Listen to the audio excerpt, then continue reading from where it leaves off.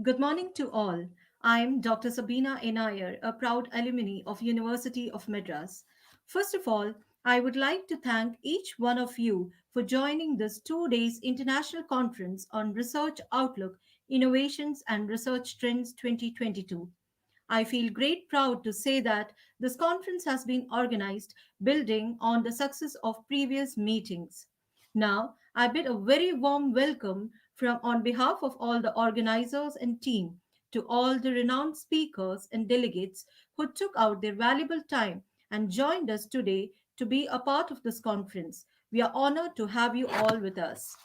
Today, we have with us Dr. C. Madan Periyasamy, Principal Dhanalakshmi Srinivasan Arts and Science College, ECR Mamalapuram, Chennai, to give the welcome note on this occasion. To introduce our eminent speaker, Sir has 20 years of experience in teaching, research, and administration. He has 8 years of exposure at ICMR and obtained his doctoral degree in the Faculty of Biomedical Sciences from Tamil Nadu Dr. MGR Medical University. His fields of interest are microbial pathogenesis, immunology, and stem cell biology. He is a recognized research supervisor of NI University and has guided a number of UG and PG projects. He has organized and participated in many workshops, seminars, and symposiums and has published around 22 research articles. At present, he is serving as an expert member in advisory boards, research, and ethical committees. Sir is also a professional reviewer of reputed journals such as Elsevier. I cordially invite you, sir, to give the welcome note for this session. Over to you, sir. Thanks for your nice introduction, Dr. Sabina. Dhanalakshmi Srinivasan Arts and Science College feels proud to be one of the organizers for this great international conference. Respected Chairperson, Dr. Kalpana Gopalan, IAS, Additional Chief Secretary, Government of Karnataka, Honorable Chief Guest, Dr. Taufik, Professor of Management, Southeastern University, Sri Lanka, our subject expert, Dr. Rezana Juhaida Juhari, Faculty of Accountancy, University of Technology, Malaysia, and all other subject experts, researchers, and eminent personalities. A good day to all. First, I would like to appreciate the whole organizing team of ICROIRT 2022 for organizing this wonderful online academic platform to know and share the recent innovation and trends by interacting with international experts by using a simple smartphone or computer. See, this is what an outlook. This is what an innovation, and this is what the recent trend. We are handling this serious pandemic situation using our innovative products. Any research or an innovative product should be focused on the welfare of community. It may be a medicine, it may be a vaccine, it may be a software, or it may be a simple mechanical device. Whatever it may, it should improve the quality of life. I strongly believe this virtual conference will focus on such kind of things and the global reach of these things through the researchers like you all. I deeply acknowledge my college management, our chairman sir, our secretary sir, director sir, CEO, and all other faculty colleagues for their support and encouragement. Once again, I welcome you all and herewith handing over the session to the subject experts. Thank you all.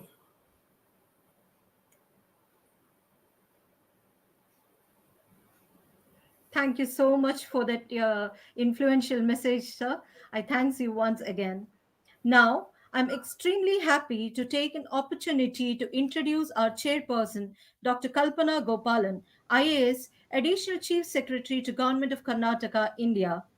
By giving a brief introduction, Ma'am secured 19th rank in the All India Combined Civil Service Examination in 1987. She has 34 years of work experience in Indian administrative service that spans land administration, energy, handicrafts, urban management, public distribution system, sports, rural development, youth training, and education. Ma'am is now the Additional Secretary, Labour and Public Grievance Redressal, Government of Karnataka.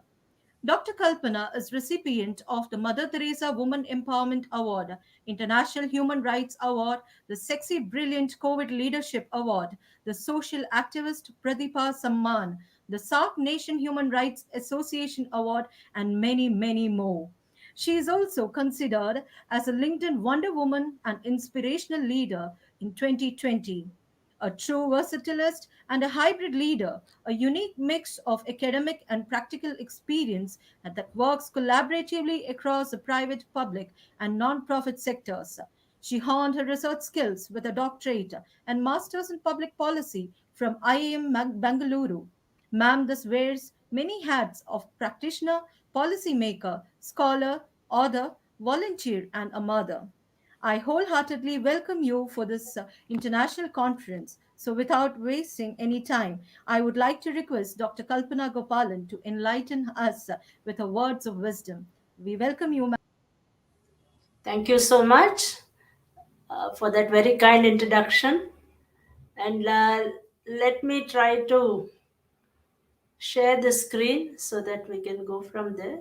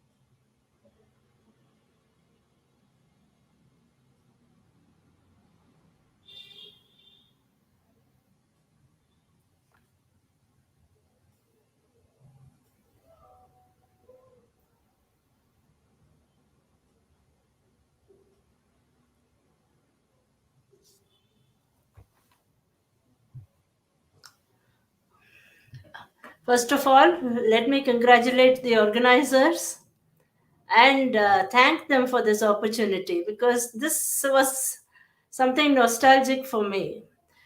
The subject, innovative research, which can create social impact, resonates with me a lot because my own research was on a public issue, a public interest issue. And secondly, it took me back to my own research journey, which, in the frenetic pace of COVID management, I had somewhat pushed that period of my life to the back of my mind. And suddenly, I was forced to think back to that period. So, no, thank you for that. I do find my slides. Are you able to see my slides there?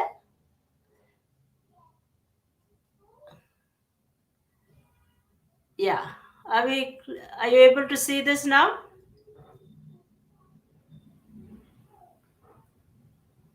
Yes, ma'am. Yeah. It's Okay. I'm just having a short PPT, and it's just as a kind of a prop. The details are not as important because they relate mainly to my research, but the substance of it, the steps of my own research, I thought was very relevant to the subject which we are discussing today. So you see how I have captioned my or tried to capture my own research journey in a few words. This is how I felt, like a paper boat on the sea, rudderless and rudderless, but there was that, there was some vision and there is some drive which kept me going through this period between 2007 to 2012. So, what are the most important components of research which has societal impact? When you begin, strangely enough or paradoxically enough, the core of the research is, what am I? And what do I as an individual bring into the research? So the research may have social ramifications, it may have impact far reaching, but it begins with you yourself. You start with you and what you have been so far, what you are as a person, where do you stand, what are your core principles, and that is what you bring into your work. Now, I try to describe this usually in a lighter vein. I joined the Indian Administrative Service in the year 1987. I became a research scholar 20 years later in 2007, mid career. So until then, about 20 years, my life had been, full of files and decisions and, stuff. So it was a life of paper. And I always say that, life in the IAS makes you ask these questions that, should I open this file? Should I close this file? Or should I sign this file? So though that is in a lighter vein, but it brings to the fore a lot of issues and problems relating to society, relating to larger public interest, which questions led me to the portal of Indian Institute of Management, Bangalore, where I joined as a research, first as a master's scholar from 2002 to 4, and then as a research scholar from 2007 onwards in public policy. So that was my journey, and that was what I was bringing into my work. And that became the core. So, where do I come from? What is the fit between me and my work? How does my own background impact my research? It could be anything. It could be, in my case, it was my work as an IAS officer, as a civil servant and a public servant. But it could be anything. It could be your role. It could be your role as a teacher. It could be your work which you have done outside, or it could be your own familial circumstances. You bring something, and you need to be very clear what you bring, what are your assets, and what are your limitations, and how do I use my advantages, and how do I overcome my limitations. So that, I think, all societal impact research begins there. It begins with me, it begins with you, what you bring into your work. So in my case, after that soul searching, I decided on a subject which was the Bangalore International Airport, which had societal ramifications, because I was very clear that what I did as a researcher should help decision making in the public arena. So something which was very, very public interest oriented, something which had long term ramifications for the Indian economy and polity, which is public private partnerships. That is what I decided upon as a research topic. So that is the core. Now comes the substance. How do you flesh out your plan? How do you plan your research now?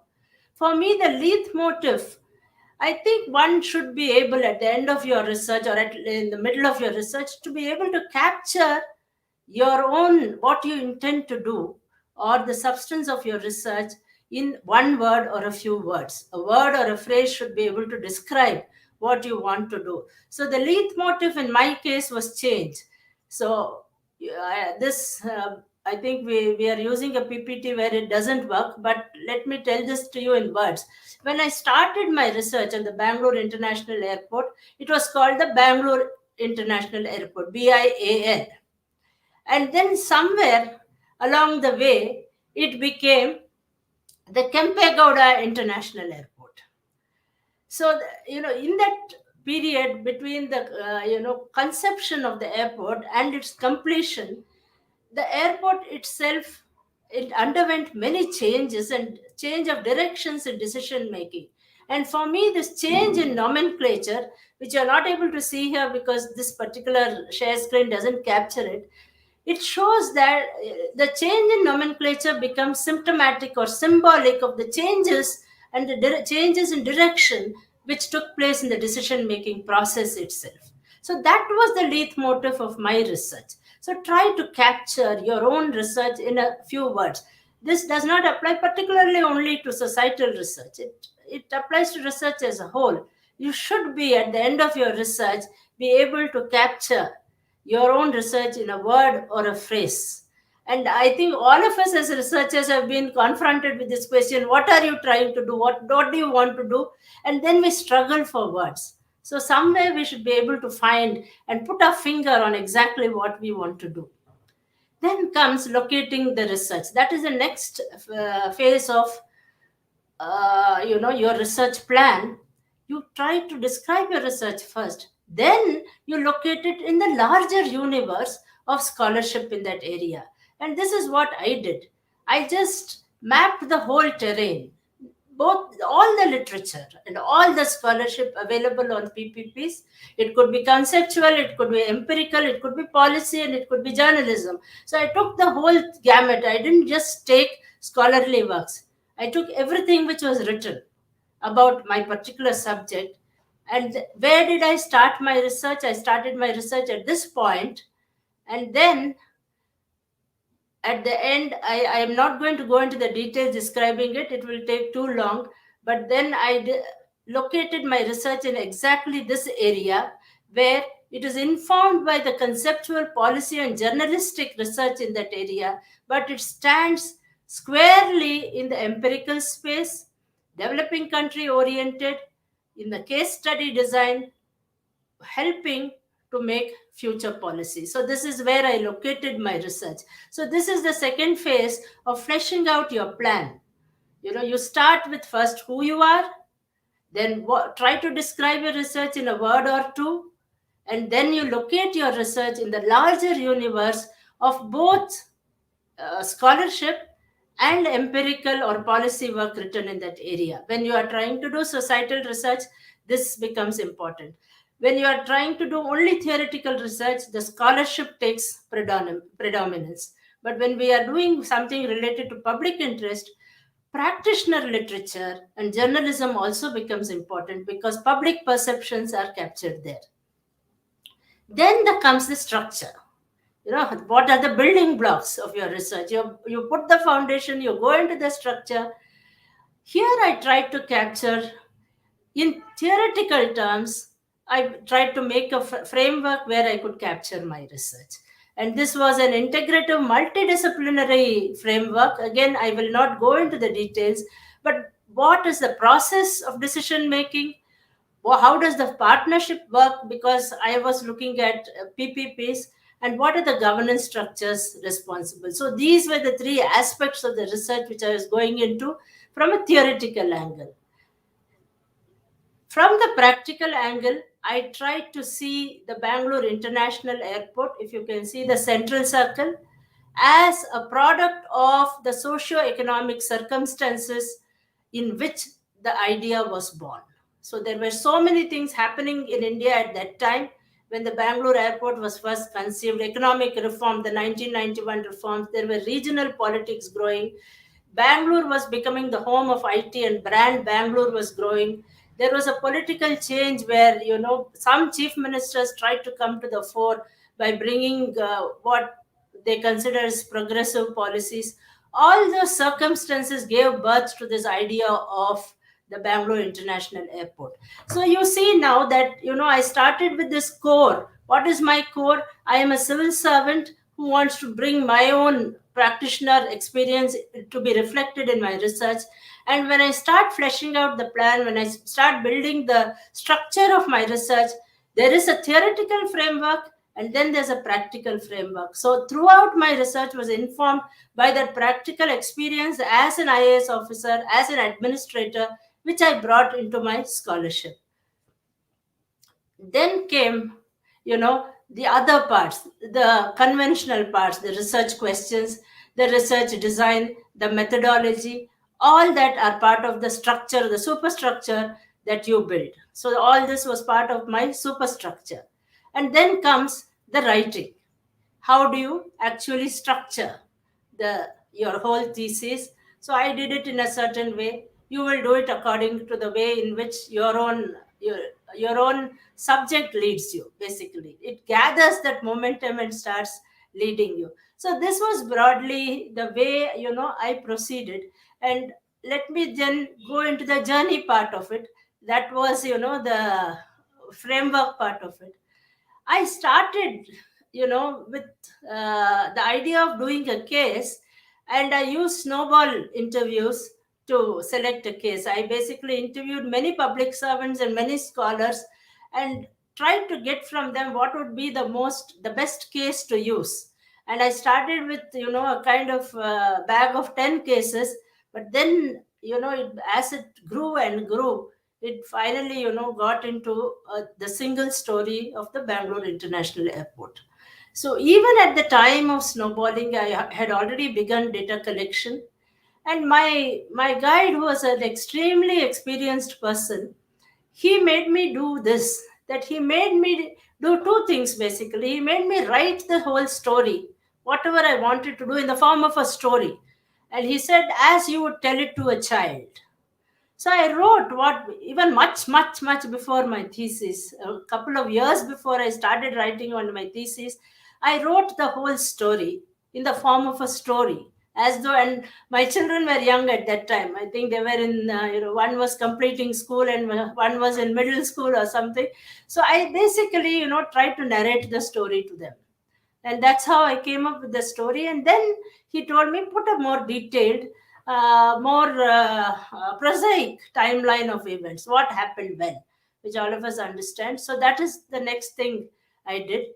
I then moved to the design method and the literature review. And at this stage, as I completed my literature review, I presented my research proposal to my DAC and others. And in IIM Bangalore, that is a horrendous experience, because you just really get thrashed at that particular time. So a lot of soul searching went on.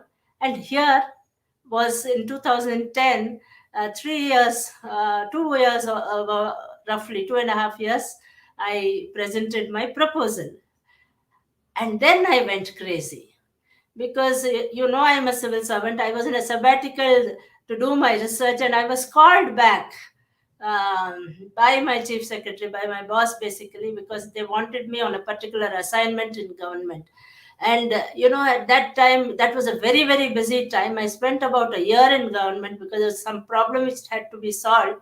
So a year went in that, and then again I requested that I need to restart my sabbatical. That portion, when I came back, I kind of went crazy. I traveled everywhere. I went to Geneva. I presented in the old League of Nations. I presented in conferences in Singapore and UK. And then I went to Italy and did a short program over there. So that was kind of, at the time when I was trying to assimilate all my ideas before I actually started writing. And it was a kind of break, but it was no real break. It was there was no real break from the research. I was working on it all the time, but on the external there was something else which I was doing as well. So I would say that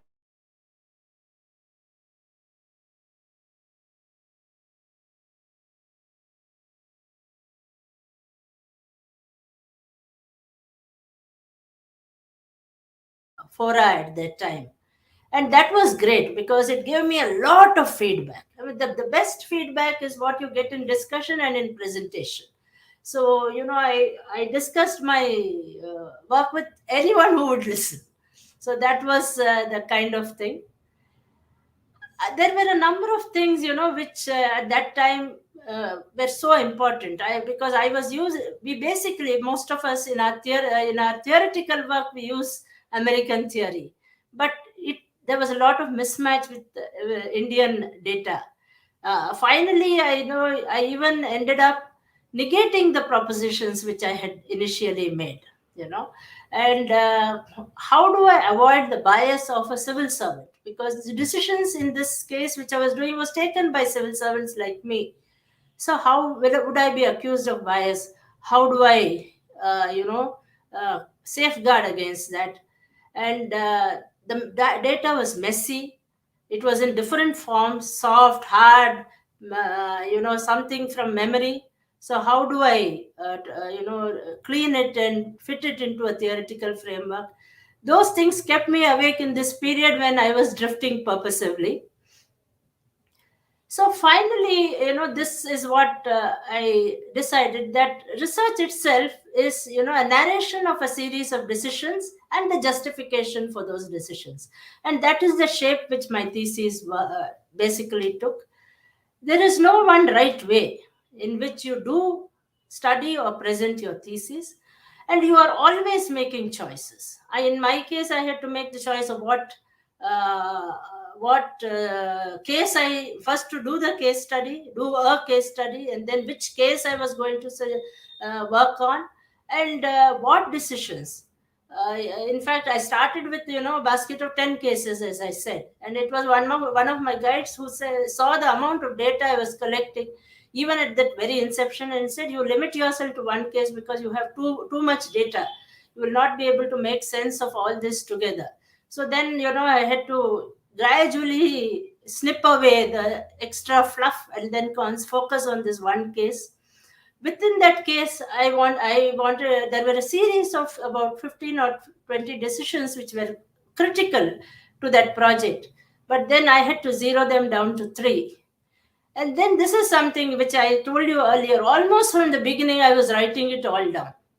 As I told you first, my guide made me narrate it in the form of a story, and then he made me make a timeline. So I had an idea of what had gone on, the whole history of that project, which took about a decade or more to conceptualize and to complete. All that I had in the form of a story and a timeline.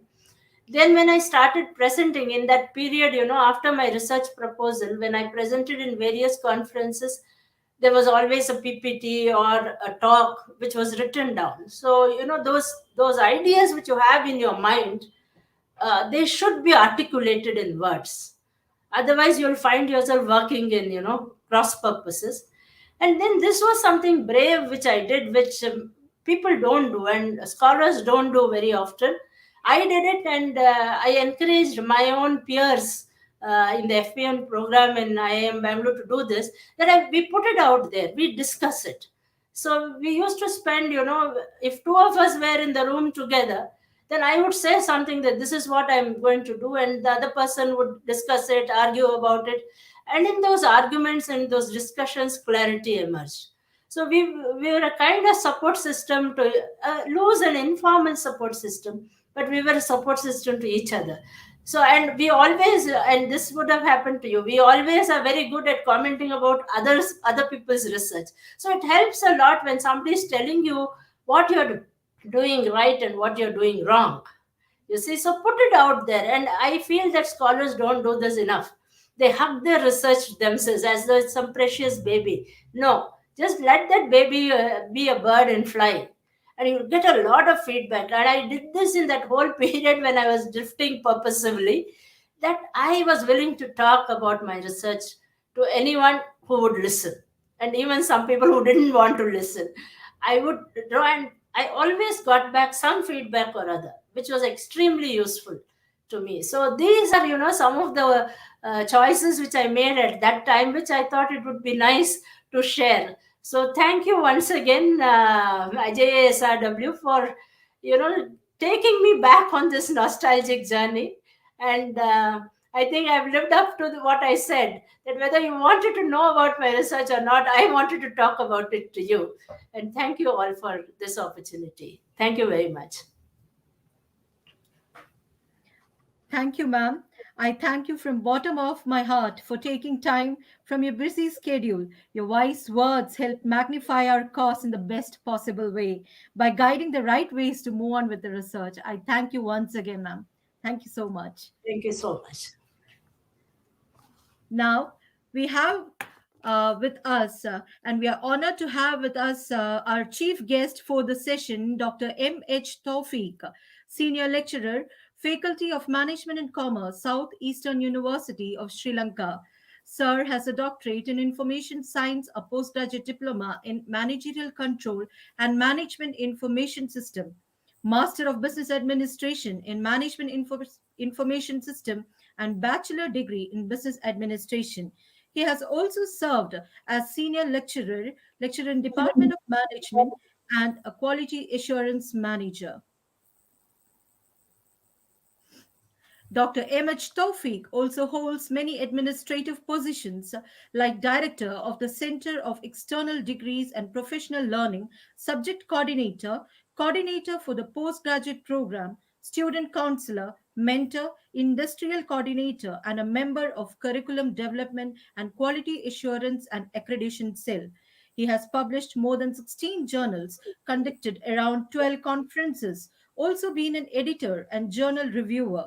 Sir has reviewed many national and international conferences under his expertise. We are extremely delighted to welcome our chief guest and request him to address the gathering. Over to you, sir. Thank you, Dr. Sabrina Nair. Sir. Good morning to you all. Good The morning. chairperson, Dr. Kalpana Kobalan, IAS Additional Chief Secretary to the Government of Karnataka, India. Professor Madan Periyasamy, Principal, Dhanalakshmi Srinivasan Arts and Science College, ECR, Mamallapuram, Chennai, India, who delivered a welcome note. Dr. Razana Johaida Johari, Associate Professor, Department of Professional Accounting Studies, Faculty of Accounting, University Technology Mara, Malaysia, who is to deliver expert talk on enhancing innovative research output with societal impact. And Dr. Sandhya, head of the Department of Commerce, Dhanalakshmi Srinivasan Arts and Science College, ECR, Mamallapuram, Chennai, India, who is to give word of thanks. And dear paper presenters and ladies and gentlemen, I'm really pleased and proud to participate in this conference and welcome you, especially the paper presenters, to this second international conference on research outlook, innovations, and research trends. In fact, holding a conference on this topic is highly appropriate at this time because we are all here attending this conference on this platform as a result of technological innovation, isn't it? Due to the COVID pandemic, we are unable to hold a physical conference. However, we have not postponed it till the normalcy is restored. Virtually, we are meeting and exchanging knowledge. In this technological era, innovation is inevitable. That's what all the organizations around the world, regardless of its size and business, try to bring innovations into their business process. All the business processes, from designing a product or service to delivery to the customers, are being digitalized. Today, all the organizations are emerging as a digital organization. Brick and mortar company, you know that, become a click and mortar companies these days. So organization, at least to survive in the business today, need to adopt innovation. Otherwise, they become outdated business. A good example, we can say the ATM machine, the introduction of ATM machines. The very first ATM machines, automated teller machine, was set up in 1967 in London by Barclays Bank. Then the other bank also quickly adopted to offer similar services to the customers. So innovation continues. How innovation is continuing? That is because of the continued research undertakings. The researchers are embarking on a new research project every day with the intention of bringing new findings that add value to the society and business. Therefore, the researchers are playing a vital role in bringing innovations. I believe today in this conference, many innovative research findings would be shared by the presenters. I would like to take this opportunity to congratulate and wish all of the paper presenters and good luck. Thank you very much. Thank you so much, sir, for that extremely informative message. Now, let's move on. Coming up is an expert talk by our eminent speaker, Dr. Razana Juhaida Johari. Ma'am will enlighten us on the topic enhancing innovative research output with societal impact. Let me now introduce Ma'am for this forum. She is an associate professor, Department of Professional Accounting Studies, Faculty of Accounting, University Technology, Mara Shah Alam, Malaysia. Ma'am's area of expertise are in the field of auditing, accounting ethics fraud, accounting education and governance. Ma'am has also served as a lecturer, an accounts officer, and an auditor. She has also received Excellent Service Award in the year 2005 and 2015 while working as faculty of accountancy. She has a professional membership as chartered accountant at University Uttara Malaysia. Dr. Razana has taken up positions as speakers, visiting professor, editorial board member, jury, guest lecturer, reviewer, international advisory board, expert panel, consultant, counselor, and many posts at various foreign universities. Ma'am has around 13 years of research experience, more than 38 articles published, 7 book publications, and 33 publications under referred proceedings. Ma'am has also bagged several awards and appreciations for various academic aspects. We are really happy to have you with us, and I humbly request you to take over the session for the expert talk. Over. Okay, so thank you, Dr. Sabina, all right, for the so warm introduction of me, all right. Okay, so I would like to actually say my gratitude to the principal DSASC, yeah, to the chairperson, Dr. Kalpana, and all the participants of International Conference on Research Outlook, Innovations and Research Trends 2022. Okay, so first of all, before I start, I would like to congratulate the organizer of this conference, okay, international conference, okay, for having conducting such of a very trend and also that relates to the current needs and demand, yeah, that relates to the innovation and also research trend among the researcher. Okay, so thank you so much again for having me today, and I'm so honored to be invited in this prestige international conference. All right, so without delay, I would actually share my slides now. I hope that everyone can have a look on the slides right now. Is it clear? Is it clear, Dr. Sabina? Yes, ma'am, it is. It is clear. Okay, all right. So as being announced just now, I've been working with the Faculty of Accountancy. Now I'm searching for the Department of Professional Studies, all right, for 22 years this year. Okay, so I'm still learning actually, all right. There's a lot of things that I need to venture, need to innovate, and also in order to make sure that my research and also my teaching career is in line. Okay, so today I would like to share with all of us today, okay, some topics or issues that relating to enhancing innovative research output with societal impact. So I hope that just now we already listened to the Dr. Kalpana's experience, right, in conducting a very practical research, I think. Okay, that is very awesome and very good actually exposure. Okay, so I also wish to be in that such of group also, okay, in future. So this is the one that I would like to recap first. Okay, so as educator, okay, as an educator, we are actually involved in teaching. All right, so in order to improve our teaching experiences, okay, so a part of it, we are also being requested to do the research. Okay, so from the things that we are preparing for the research, we read a lot. All right, we refer to literatures. Okay, so from there we move to the stage to which we produce the output of the research. All right, that gains a lot on a very important knowledge that we actually contribute to the literature, to the nation. All right, so this is the stage 2 where we are actually compiling all our research findings.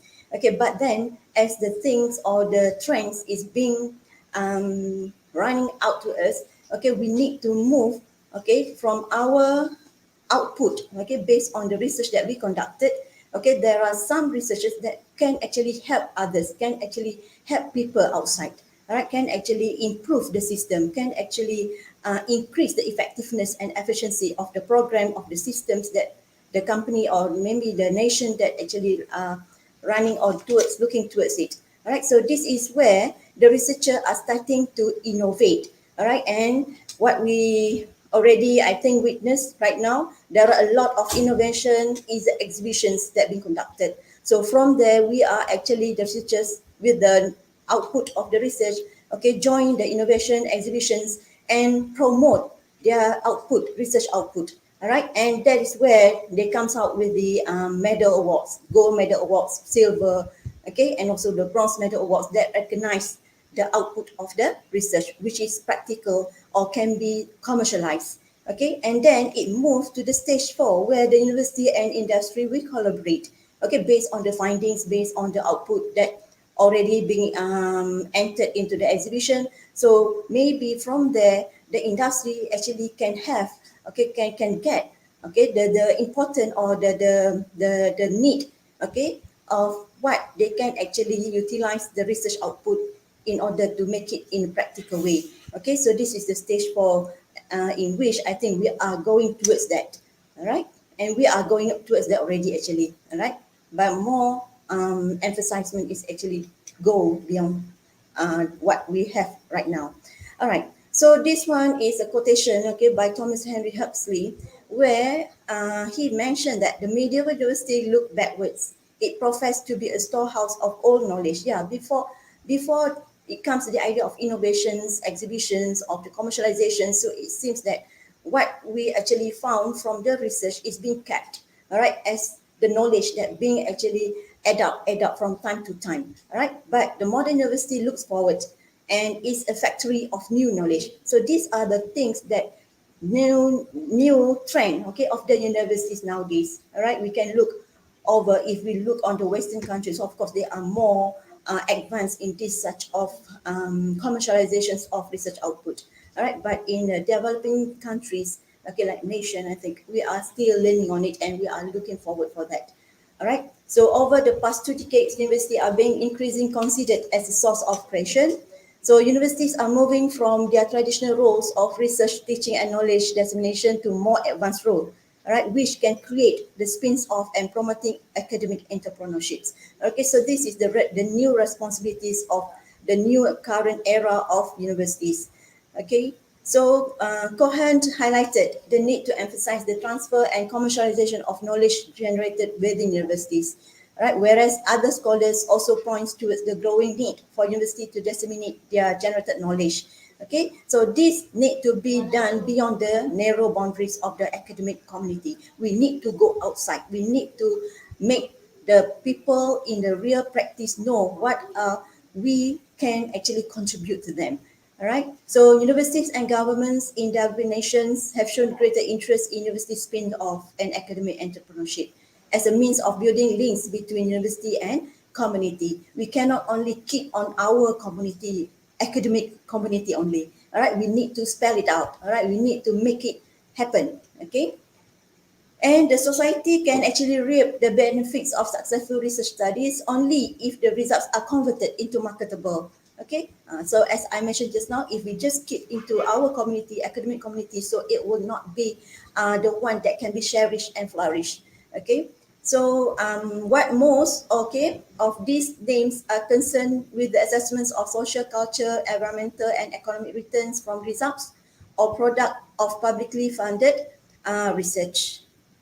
Okay, so this is known as the research spin-off, all right, the research spin-off time. Okay, so what is actually the research spin-off? All right, it is something new actually for the developing countries, universities, society. All right, okay, so here we would like to look, okay, on a very brief explanations. Okay, we as the academic community need to know what is research spin-off, why we need to actually go towards this research spin-off, and how it is being created. All right. So for the first one here, okay. So Clofton and Jones Evans, okay, define the spin-off, research spin-off as the new firm or organization to exploit the results of the university research. Okay, so it is actually the process of transferring the theory into practice. Okay, we cannot be on our own satisfactions that we already completed the research. So that's it. All right. So what more actually? What more? After you already completed your research, so what are the things that you can actually share to the public, share to the nations? Okay. So research spin-off best exemplify innovative spin-off companies as they are one of the main tools for the exploitation of university research results. All right. So this spin-off is actually deal on the market with a business purpose, but at the same time, they represent the commercialization of scientific knowledge developed in university or research centers. Okay, so this is the function of new universities and research centers related to the research that being conducted by their expertise, okay, by their researchers. Okay, so this is the time to commercialize it. All right. So the regional policies regard research spin-off as an important mechanism of development, okay, of university industry relationships and creations of jobs and wealth. All right. This is actually the long-term objective of having this such of research spin-off. All right, so this is example of entrepreneurship, but they come from the university sector and therefore constrained by university rules and procedures. So this is where the universities need to actually put some effort in it, all right, on it, all right. Okay, so again, not all the definitions of research spin-off is consistent. Okay, it represents different perspectives that may not be compatible. However, common tracks may be identified. All right, so these are among the definitions, okay, following the salient characteristics of research spin-off. Okay, so it is the new entity has to exploit knowledge produced by from the academic research carried by university researcher, and it should be aimed at profit generation and commercialization of technology. Okay, so here we would actually like to make our researcher, okay, becomes the owner of the research output. All right, the owner of the research output. All right, it is not they are selling it off. No, all right, it is should be a collaborations. All right, so the parent organization from which the innovation emerged has to be a university or the academic institutions. Okay, we are not giving away the our intellectual property. Right, so this is very important. Okay, so why research spin-off? Why? All right, so basically a lot of reasons why, but then I just include three main reasons here. Okay, the first one, it enables of economic development. All right, so when we commercialize our research output, it can actually create the business opportunities. All right, so basic activities would be conducted locally. For example, hiring, sourcing, supplies, all right, and create significant multiplier effects on local economic activity. This will help the nation actually, right? Okay, and the second reason is for commercialization of university knowledge and technologies, as all been mentioned just now. And of course, the third one, the mission of research and teaching. All right, the mission of research and teaching, because we don't want the academicians only focus on teaching only. All right, we need to contribute to the society, because in future we don't know what would be the prospect of our expertise, all right, as a lecturers. Okay, so that's why we need to utilize, okay, our expertise. All right, so this will attract and retaining productive faculty member. Okay, so we are giving a leeway for these good researchers, okay, to contribute also, not only on teaching but also in what they actually have the interest to. Okay, so how, okay, research spin-off created. All right, so as we listen to Dr. Kavana just now, right, okay, there would be a lot of sources, okay, for the research to be conducted. All right, and part of it, the funding may come from the governments, from the industry and foundations, okay, that used to support scholarly research, okay, not to be forgotten from our own university. All right, but of course, when you are applying the research grant from the outside, for example, from the government, industry, okay, there would be much pressure compared to the one that you actually applying from your university, from your own faculty. Because why? Because the governments, the industry, they would like to look on the practicality of your research output. All right, you need to give them what they spent on you. Okay, they need the feedback, they need the output that would be valuable for them. All right, so that's why to get this such of funding from governments and industry is quite tough. Okay, but once you get it, it will prove that your proposal, your research proposal, or the future output that you are going to have later on would be something of the value. All right, so in a typical process, some of this research results in the creation of new technology that is then brought to the attention of the university. Okay, so we are having a lot of faculties, right? Especially in the sciences faculties, in the biology faculties, for example, in the sports industry faculties, for example. So this such of research is really in a need, all right, in a need, all right? Okay, so efforts made toward licensing certain valuable technology and products. So this is what happened. So that's why now, okay, the innovations product that we actually contribute, okay, during the innovations, okay, there's a need for the registration for their intellectual property, okay, because we need to license it out, okay, if we want to commercialize it, right? So based on analysis of previous model concerning university spin-off, okay, Patnaik and Pandey 2014 proposed a multi-stage holistic model for creating university spin-off. All right, so these are the model, okay, that being introduced by this researcher, okay, that involve 4 stages, okay. All right, so stage 1, of course, it is now dominated by the capabilities and competencies as the fundamental determinants of creating market viable technology spin-off. And when it's already been confirmed, it moves to the stage 2, where they need to focus on formative understanding, okay, the type of research that they are required to come out with. All right, and the terms and conditions of funding, okay, these are the things that need to be actually discussed, okay, straight away from the start. All right, and for the stage 4, the 6 out possible buyers list for the knowledge technologies that have the potential to create commercially viable business opportunities. Okay, so these are the 4 stages. All right, so as for the conclusion, okay, what are the spin-off are? Yes, it is one of the rare yet significant engines of direct commercialization of university intellectual property. Okay, so in order for to be more serious in commercialize the research products, so there is a need for the university to think of these spin-off companies.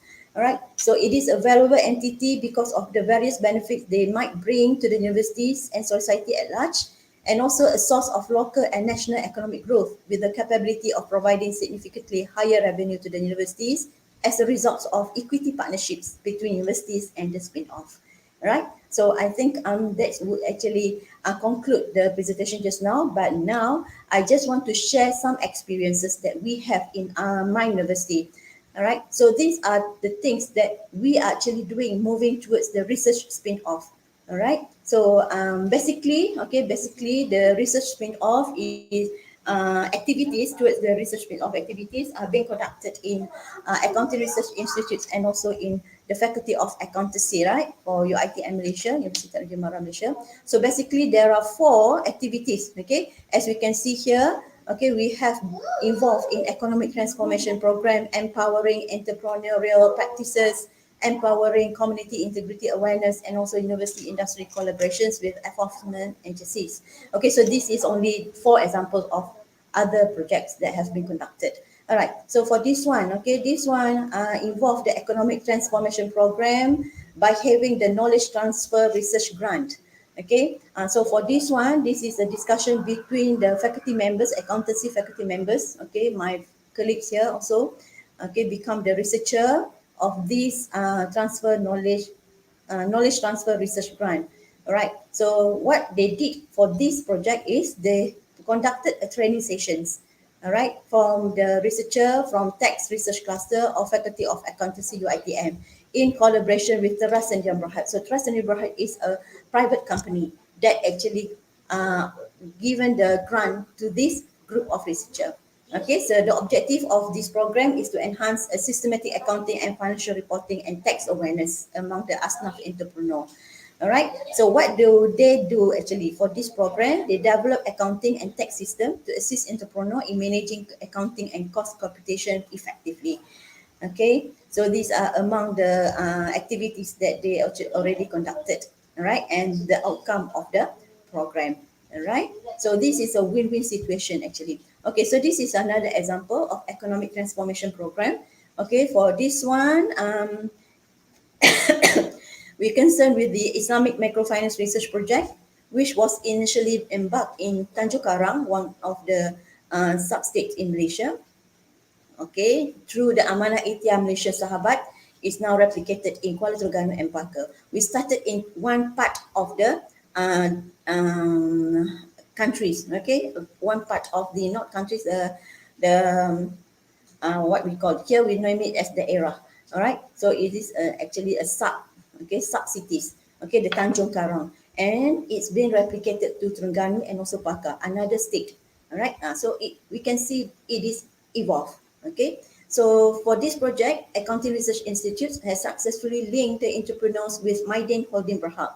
Okay, Maiden Holding Berhad is actually the private company also that provide the all the necessities. Okay, that it acts like a one store. Okay, one part store, one main store. All right, who act as both suppliers of raw materials and buyer of their finished goods. Okay, so it helps like this. They supply the raw materials, and this group of people will actually transform it into the product, and again Maiden Holding Berhad will buy it from them. All right, so in this way they actually help microcredit entrepreneurs to increase. And what is the function of the researcher here is to provide all the necessary knowledge to this group of microfinance entrepreneurs.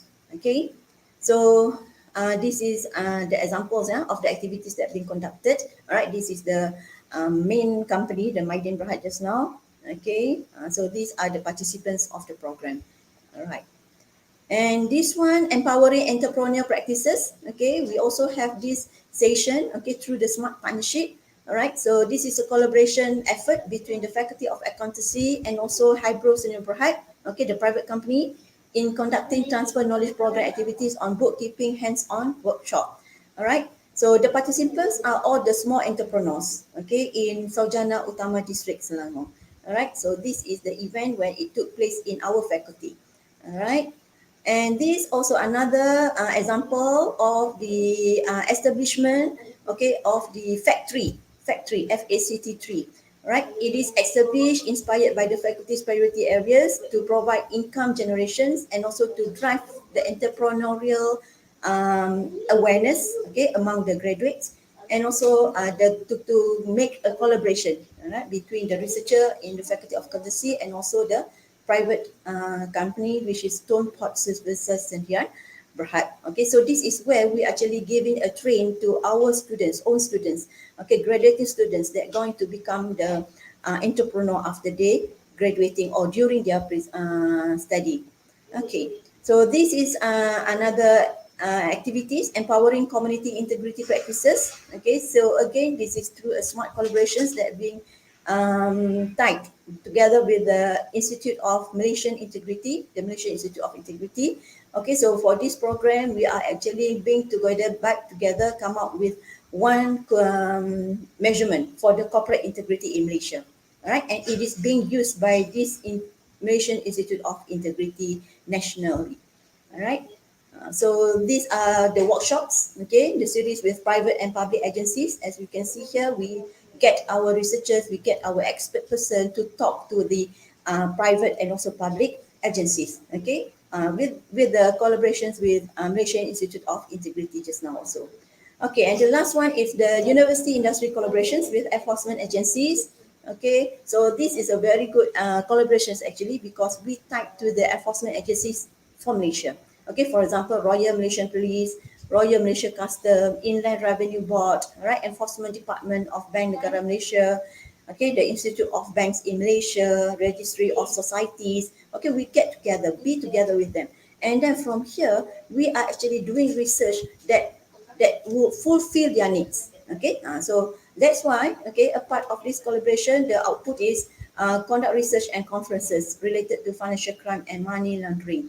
Okay, and for the output every year, okay, on the yearly basis, okay, RE come out with conducted the international conference on financial crime and terrorism financing, right, and also other workshops and whatsoever that we might actually come out as the outputs of the collaborations. Okay, so these are the some of the conferences, okay, that I managed to share it here. All right, and of course, a part of COVID, what challenges that we faced during the COVID-19, okay, 2020, 2021, yet still the conference is on. All right. Last year, we just actually have our 11th International Conference on Financial Criminology for 2021.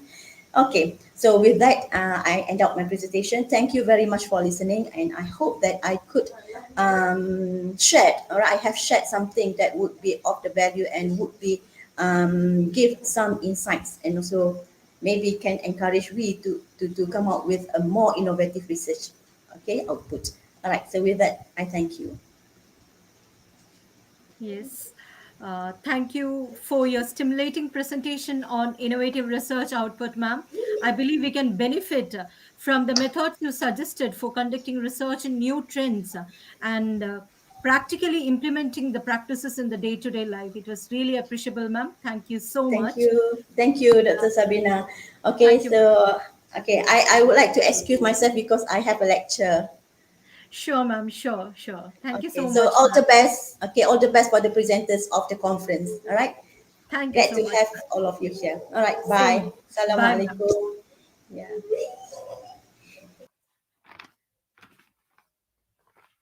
So now, next we have presentations by our scholars. So Ms. Bhavani Tejpal will present on the status of women entrepreneurship in Haryana in comparison to India, followed by the presentations by Ms. Sherin Priyadarshika, Jepa Samuel, and Agila. Yes. So I hope our presenters are ready, and I invite Ms. Bhavani Tejpal to present on the topic. Ma'am, are you here? Yes.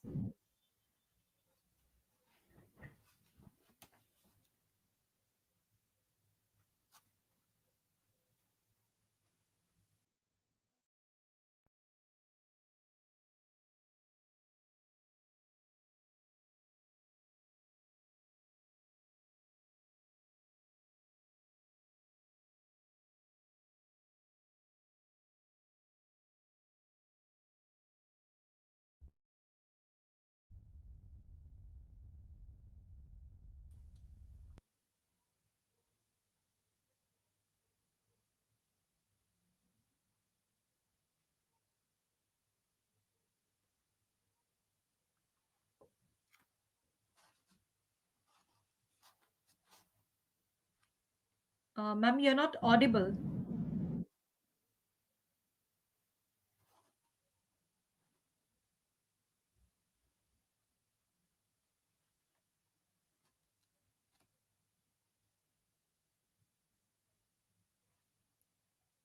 Can you try reconnecting it?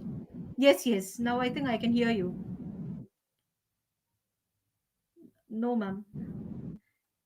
I think there is some issue with the connection.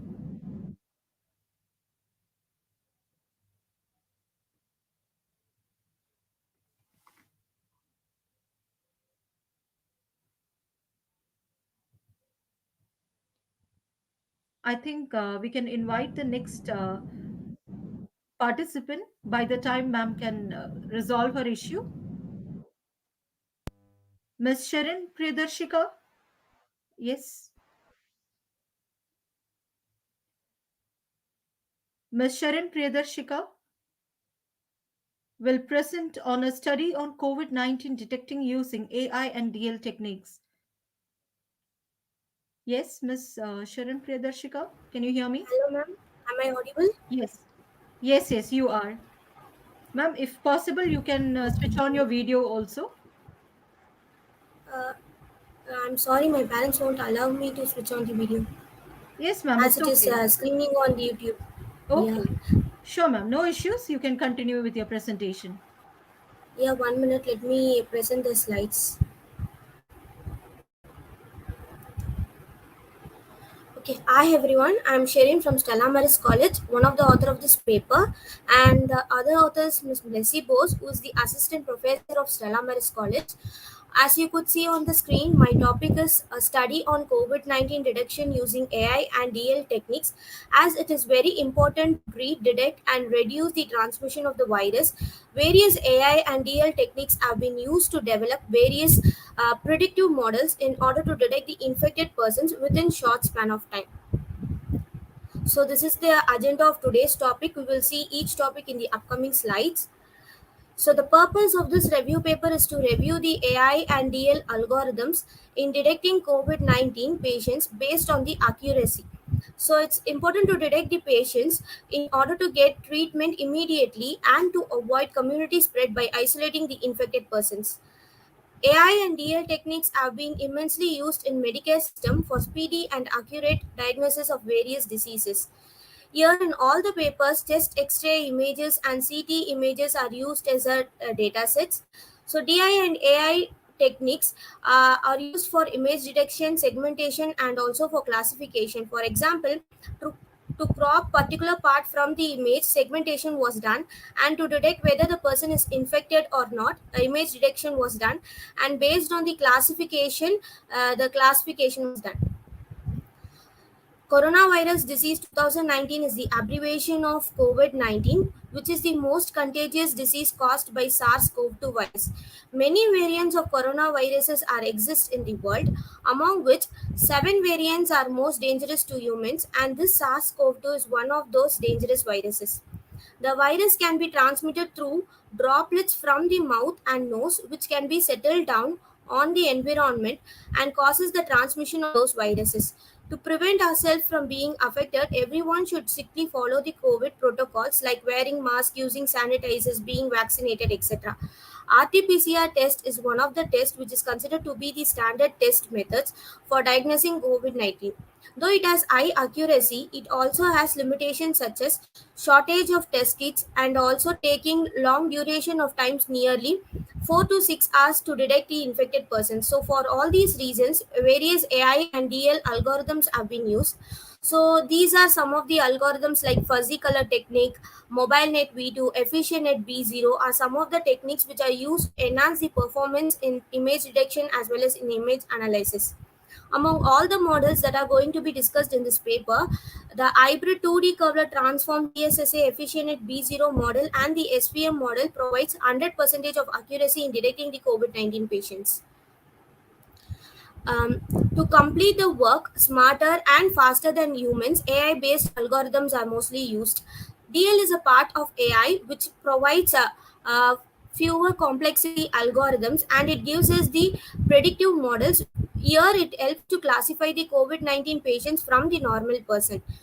These DL algorithms were applied on the data sets with chest X-ray images and CT scan images in order to get better results in identifying the infected persons.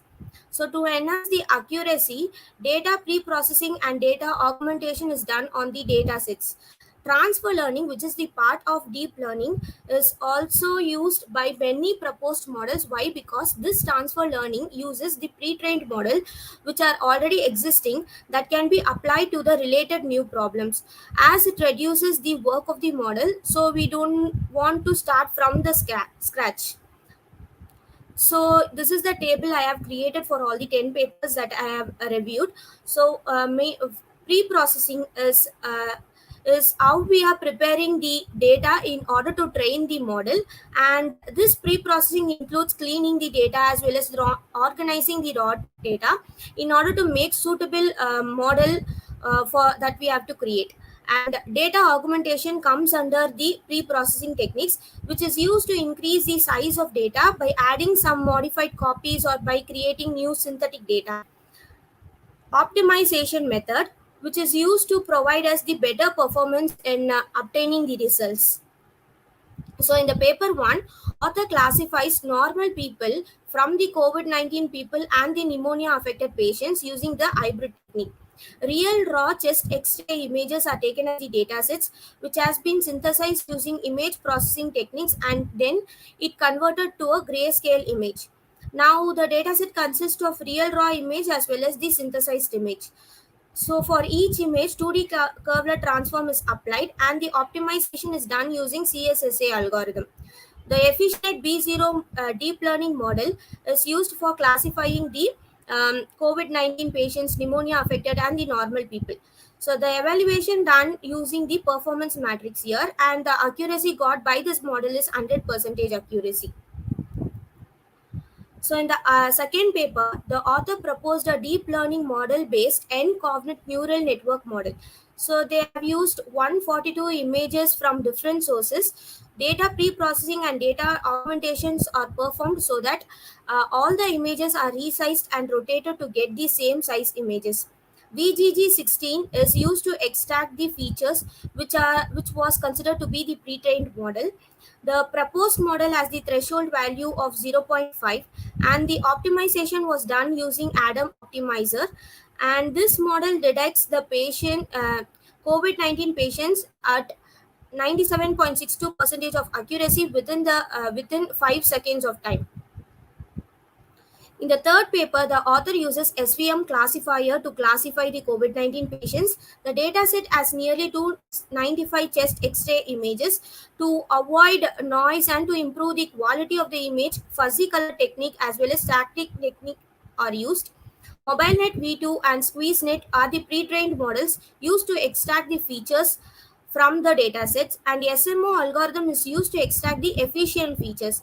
After applying all these feature extractions, the SVM classifier provides us 100% of accuracy. In the fourth paper, the entire data set has to be pre-processed in order to get the better quality images. So the histogram equalization is applied to provide the better quality image without any loss of information. And Wiener filter is used to remove the noises, and image cropping is done using ITK Snap software to focus on particular area. Various CNN models like ResNet 50, VGG16, Inception V3 were used as a pre-trained model. Adam Optimizer optimizes the model. Misclassification rate was calculated and compared for all the pre-trained models. So mostly pneumonia treated models provides less misclassification rate compared with other pre-trained models. Why? Because most of the symptoms were similar to the COVID-19. Among all the models, VGG16 model detects COVID-19 patients with less misclassification rate of 0.012, which has given us the accuracy of 93%. In the fifth paper, GSA Dense Net 121 hybrid CNN model is used to diagnose the COVID-19 by taking the chest X-ray images as their dataset, which undergoes various data augmentation techniques in order to minimize the overfitting and to maximize the generalization process. GSA is used to generate hyperparameters. DenseNet 121 model is trained using extracted and fine-tuned features. Prediction is evaluated using the confusion matrix, and this detects the COVID-19 patients with 98.3% of accuracy. And in the sixth paper, the author compares 6 different models with the clinical data sets. To evaluate all the models, 10-fold cross validation is used, and the accuracy between all the 6 models were compared. Among all the 6 models, CNN LSTM provides us 92.30% of accuracy, which is better than all other models. In the seventh paper, the author compares 10 CNN models with data set as 1020 CT images. These images were converted to the grayscale and then cropped and then resized. So all the 10 models were compared to choose the best among the 10 models. Here, transfer learning is used to optimize the features. Among all the models, ResNet 101 has high accuracy of 99.51, and it provides high sensitivity and also low specificity. In the eighth paper, the author uses the chest X-ray images, and all the images are set to same pixel size, and then the image normalization process and augmentation is done. The author uses transfer learning approach. So all these models were trained. To increase the performance, they were fine-tuned, and the performance is evaluated. Among all the pre-trained models, EfficientNet B0 base model has achieved 96.8% of accuracy.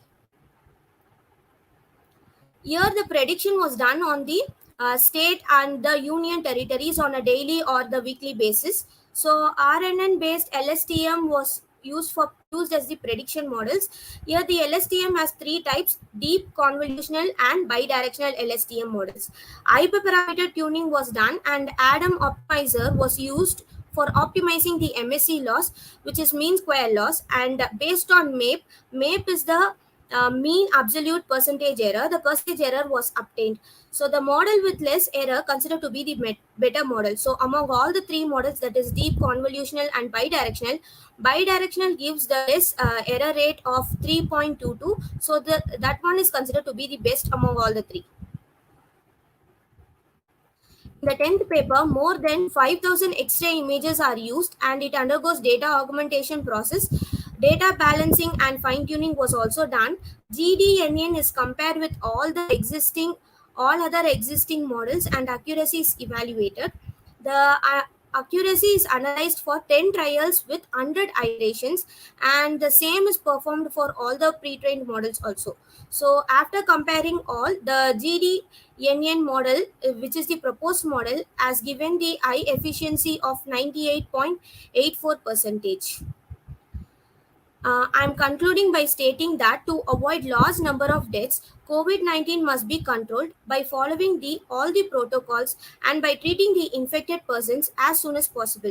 So it is essential to detect the COVID-19 patients to avoid community spread and to give them the proper treatment at the correct time. So various DL predictive models were made. Among all the models that were analyzed in this survey, the hybrid deep learning model, 2D curved transform CSSA EfficientNet B0 model, and the SVM model gives us the 100% of accuracy in detecting the COVID-19 patients. So future work can be done using the large scale database for finding different variants of coronaviruses. For example, if the person is infected by the coronavirus, then we can suggest whether they are affected by Delta or Omicron or some other variants of coronavirus, and we can also detect whether they are in whether the condition is mild or severe, they have to take hospitalized, or home quarantine is enough. All these can be done in the future studies. Thank you. Okay. So, thank you, Ms. Sharan Priyadarshika. It was completely relevant to our pandemic situation. Thank you. Now, we have with us Japa Samuel PM presenting on recovery mechanism process of Indian commercial banks, a special reference to non-performing assets. So, Japa, it's over to you. Yes, ma'am. Let me share my screen. Yeah.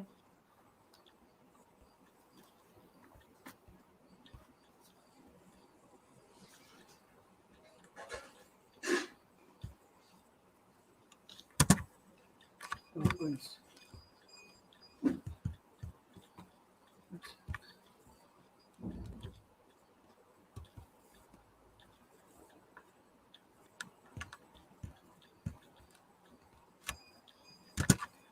Good morning, everyone. This is Jebe Samuel. Today, I'm going to present a paper on the topic of recovery mechanism of Indian commercial banks with reference to NPA.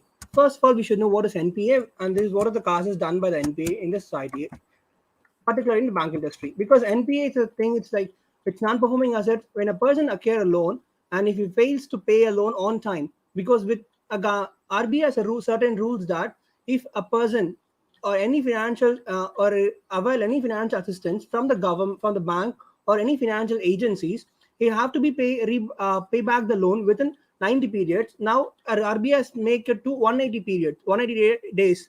If the person has failed to pay interest or any sum of money which is borrowed from the financial institutions, then his amount or which has been kept for as in the sense of guarantee will be taken as an non-performing asset. These are the topics we're going to see in this paper. Okay, this is about NPA introduction. NPA is, when we see about NPA is not about our asset borrowing and loan. It's also a cluster of which also have a serious impact in our liquidation, profitabilities, solvency of the banks, and it also affect the borrower's management of a bank, which is the major reasons why now banks are getting merged. And this is the reason why every financial situation, whenever we take loan, we also think the companies thinks that we can have a chances to repay or return off. When a government return off a loan, or it's a serious impact which made in our economy, that it is the rise, it is an impact which put in a layman or in the sense of rise of tax and everything. This is the reason why NPA plays a major role. It's not a little impact which create, it's a vast impact which create entire in our economy. And second comes, this is about a willful defaulter. This is the starting stage where NPA starts. When a particular company or a person buy a loan or borrow a loan from the bank or financial institution, first, if he fails to pay a loan within 80 days or 180 days or 90, this is a minimum period or grace time given to the borrower have to prompt in the payment. First, they'll check what is the obligation occur, why he doesn't pay the loan. Second, if there is any diversion of loan is being taken, like in our country, there is a chances of diversion of loan. The particular person will give a guarantee that this fund, the particular fund which I acquire from this bank, will be used on my company's development, my company's new machineries purchase. These are the new it is the promises or something which is being given by the company or the borrower to the bank later on when this fund has been diverted to a new sort of new business. This is happening in our country, and that is the second thing. And third is funds are suspected to be siphoned, like he'll be using for some other purpose. And third one, which is like he buys some new assets which is not mentioned for the purpose of acquiring loan. When these criteria has been found in that borrower, then the RBI will mention him as a willful defaulter. What the term itself mentioned that it's a willful defaulter. He has the ability to repay the loan, but he's willfully neglecting or something like irreluctant to pay the loan. That is the reason why he's named as a willful defaulter. So nowadays, when even a common man acquire a loan, not only for corporates or companies acquiring loan, even for a common man who acquire a loan in the for financial assistance to the banks, they have to undergo a CIBIL score test. And the men or a person will be going for a CIBIL score. If he or she, his or her CIBIL score is higher, the bank are ready to provide loans. If there is any low than the par, the bank will not render a financial assistance to them. After this CIBIL introduction, many loans can be the default loans can be reduced. These are the new introduction has been done in our financial systems. And next comes about the recovery of my part. This is the 3 channels which are taken for my study, because in India we have 5 recovery channels, and particularly these are the 3 major recovery channels which have taken for the study. That is DRT, Debt Recovery Tribunals, and Loktal and Sarfazi Act. These are 3 plays a vital role to recover loan. Like when we get loan, be happy for us. We have to pay back the loan. That's our duty to the bank or for the financial institutions. So once if someone fails to do that, these 5 major recovery channels comes into a major role, playing a major role of get back the money which has been given to the companies or any sort of financial assistance to the people. First comes DRT. DRT, a debt recovery tribunal, or a DART, debt recovery tribunals are made to recover from the banks. They act as an intermediate. It's like a tribunal. They'll say that these are the amount you have been bought for this certain purposes. He failed to repay the loan, so they will have a negotiation. And this has been enacted by the Act of Parliament Section 51 and 1993 to recover the loans from which is borrowed in India by the companies. This is a major role taken by DRTS. And second comes about Loktal. Loktal is a small it's a less sum can be used to recover with the use of Loktal, which has been established in the year of 1987. It has like a consumer forum, same procedure has been said. It has state authority, district authority, Supreme Court Legal Service Committee, High Court Legal Service Committee, and Taluk Legal Service Committee has been there for Loktal. As we have a consumer retention mechanism, same procedure has been followed in this Loktal also. But the sum which has been recovered is it's not more than 10 lakh, which is the major criteria placed for Loktal. And next comes about Sarfazi Act. Sarfazi Act plays an important role for recovering the bank loans or default loans. This has been first checked by Narasimhan Committee report in the year December 17, 2002, and later it was reconstructed by Verma Committee to what is the flaws has been fixed and to recover the non-performing assets, because nowadays Sarfazi plays one of the bigger role in recovering the money, because as in latest. Okay, this is my reviews. These are 3 major reviews I've taken for that for the study. And my objective of the paper. to investigate the channel, various recovery channels. I mentioned before, 3 recovery channels have been taken, and to analyze the percentage of amount recovered from commercial banks of NPA occurred. And third one is to analyze and compare the effectiveness of recovery channels such as DRT, Loktal, and Sarfazi Act. These are 3 objectives. And next comes my hypothesis. Okay, my statement of problem: how NPA can be reduced. And because NPA is like keep on piling up, and many bad loans has been should be recovered for the sake of benefit of the economy. Because when the bad loans are, when NPA, non-performing assets keep on increases, it's like a burden for the country, because the loan will keep on increases, but there is no much income, because a bank or financial institution income will rise on interest. When interest is not paid, their loans have been keep on piling up, and in the later on as they become a non-performing asset, and we can't even recover. Many cases has been piled up from 2002 and to till date. We are keep on many suit files has been filed in Indian government, which has been pending in to recover our loan dues. And my paper is purely based on secondary data, which is collected from RBI websites, and tools are used for ANOVA, and descriptive statistics has been used for this testing of hypothesis. First diagram is the first table represent the number of cases which has been filed of NPA. In the over the period, it get increases. We can see the number of DRT and Loktal and Sarfazi Act. And Sarfazi Act plays a vital role to recover a larger amount of sum, because Loktal is a maximum sum which is 10 lakhs can be recovered through Loktal, and more than 10 lakhs we have to use Sarfazi Act to recover the default loans.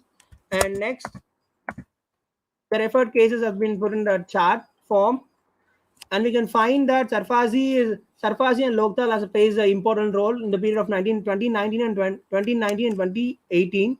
And after the financial financial crisis of 2008, many bad loans, and we can see the cause of many bad loans getting increased over the period of 2014. It keep on piling up, and in 20 maximum, the end of before COVID situation, we had a lot of bad loan situations, and many banks has been merged because of this loans of irregular payments. And second comes ANOVA results.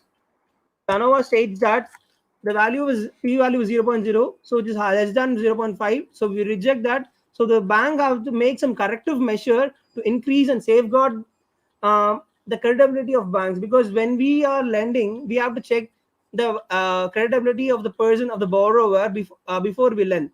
And now certain measures has been taken by RBI, and the portfolio, many changes has been done for this.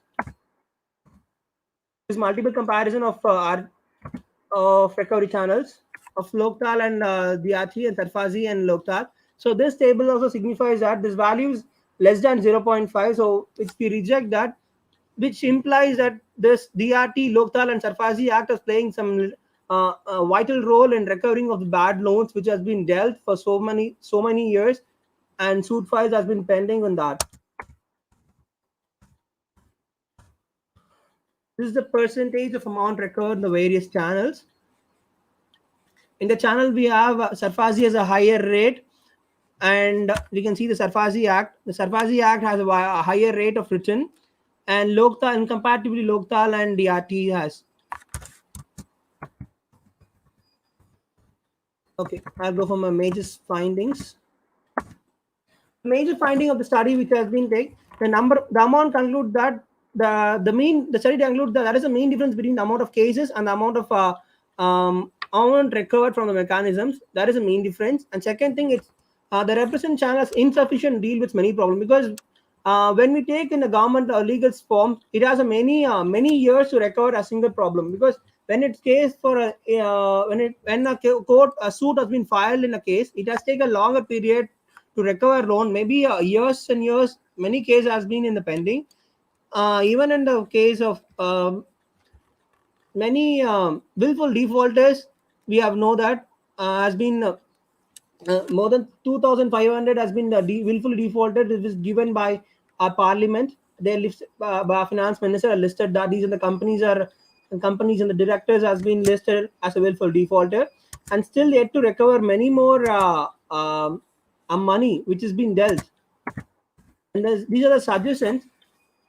There should be a proper policy while giving for a lending, because as a preventing is better. That's a proverb we all know, that preventing is better than cure. We have to know that whether this borrower, the bank should be very vigilant when they are lending a loan, because there should be a strong credit mechanism. When we are lending a loan, they should know their whether the balance sheet has been addressed. They have to check. The auditors might give some report which has been the auditor report should be given a double check. And the bank should be very vigilant and very careful, because the large huge sum of money has been going to be released for particular concern. It should have the value of repaying back. Without having the repaying capacity, we can't lend a huge sum. That should be the major reason, and the bank should focus on. And second, internal governing policy of the banks. The bank should have the proper structured planning, and they should have a proper visit to the lenders. We should not just simply lend and you think that okay, they will be lending back, they'll be paying on prompt. If 1 month delay has been occurred, it's an initial trigger that okay, something going to happen in the future. So we have to take a initial step that this credit worthiness should be checked. And second, we should have to check whether this company, a firm, is doing a business as per the stated for the loan has been taken. He should be a monitor check should be there. And second thing, credit management and implies an ethical responsibility of the lender to the borrower to secure their genuine and bona fide interest. The lender does be liable to borrower to practice a clear and transparent policy to extend a need-based finance and convenient timely sanction, and to effort time and reimburse distribute effort in time. The recovery should be based on the calculated amount to be cash flow borrowed for concern. It should be like now the I'm sorry. The recovery base should be very calculated and should be on prompt. If 1 month delay or any delay occurs, if there is a slight changes in the company's activity, the banker should take an initial step to recover of the loans. I conclude by saying this. NPA is being more important parameter for current bank performance. The quality of price of supervision follows up undoubtedly. We have to follow that. And second comes the mounting of NPA of bank financial health will affect the profitability, liquidity, and economy scale of operations, because this is not just the money of a bank or something. It's a bank. It's a money which is contributed by the public. When the financial assistance taken by concern or a person, they have a legal responsibility to pay back the money which they have bought. So that should be make sure by the bankers that their money should not be become any should not be any chance of become NPA, and later on there should not be bad. And then our company should not have many bad loans here, because the banks get bad loans. This factors become more prominent and common factor right now in our country. We should reduce that bad loan factors and reduce the NPAs to increase our country's economy scale and operations.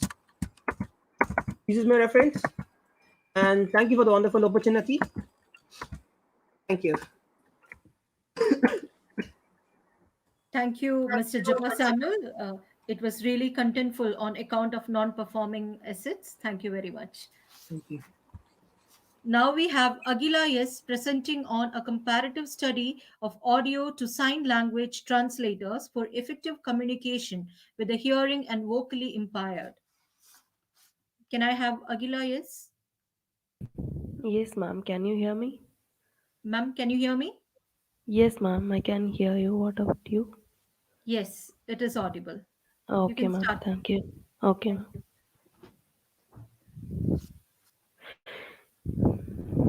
Yeah. Hi, this is Agila. Good afternoon to one.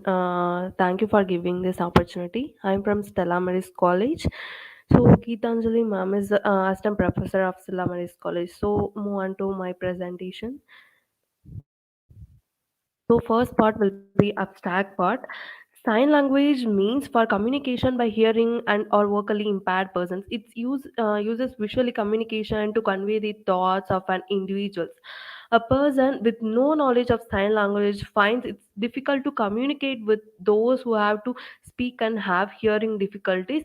Nowadays, some applications, software websites are used to communicate with the hearing and or vocally impaired persons. So the paper are compared based on the tools, methods, and techniques used and develop and reinforce the work of the translators. So next part, move on to introduction part. So in introduction, the sign language is a natural visual spatial language that uses the three-dimensional extern to articulate linguistic words and sound slightly that sound to convey statics. So in leakage, handshakes, orientation, and movements of the hands, of arms, upper body, and facial expression to specify the linguistic messages. So the language came to existence as a result of the deaf and dumb individuals in the Asian nation. In different states, they are using different sign languages. Like in India, they are using Indian sign languages. In America, they are using American sign languages, like that. So next, move on to literature review part. So this is the first part of literature review. In this paper, speech to sign language translator for hearing compact aims to make the interface more modest and source of ordinary people to carry their thoughts to hard of hearing people. So for that, they are using two main structures. For the first one is existing system, another one is proposed system. For existing system, they emphasize that translation by each letter in a word and translation to American Sign Language.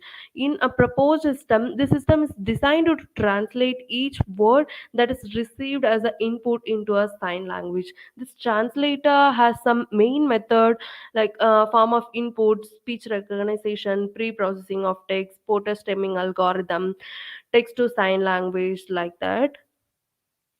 So next, move on to next part of literature review.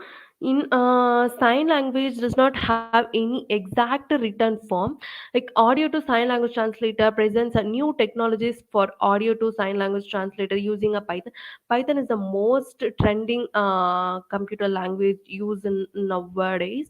So a system is needed which will enable to change to text in Indian sign language. There are two segments in that. First is converting audio to text using a speech to text API. The second one is input text is tokenized into words. So for the front end, they are using HTML, CSS, and JavaScript. JavaScript. These are the languages they are using. For the back end, they are using web speech API. The speech is changed to text using a Google Cloud Speech API. So next, move on to next part. So deaf people were first exposed in the 16th century in Germany. People uses an oral method. These methods are tactic ones to tutoring deaf people. So using a words in Germany, people practice the German method. The French method gets its name from the fact that sign language was established and used generally in a French hard of hearing schools. The sign language has established hooked on unseen language, but it became an existing and universal language. For the portrayal, programming languages are Python 3, SQL, then JavaScript, CSS, HTML, like that. So packages used in Python, NLP, Python libraries, the tools in Blender. Blender is a library coming under the Python language. So hardware details are device, mobile, laptop, mic, monitor, to to assessment output, internet for voice recognition, web browser, and etc.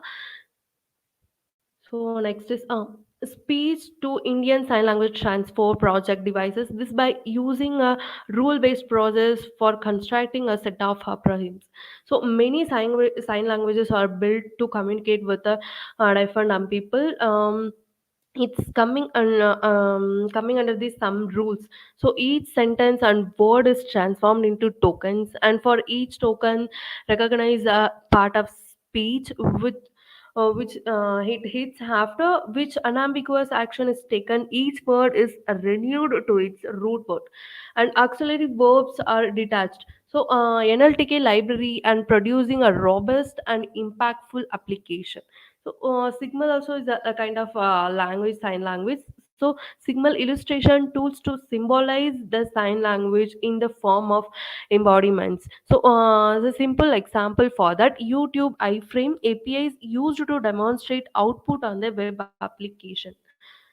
So next paper, it's explaining aligning the subtitles in a sign language videos aim to temporarily restrict the subtitles in the text to assigning a content that is immeasurably viable for a comprehensive series of application numeration assistive tools for tutoring and adaptation. So simple example for that, if we see any video in YouTube means it's showing subtitles, no, the same method applying here. There are two alignment main methods.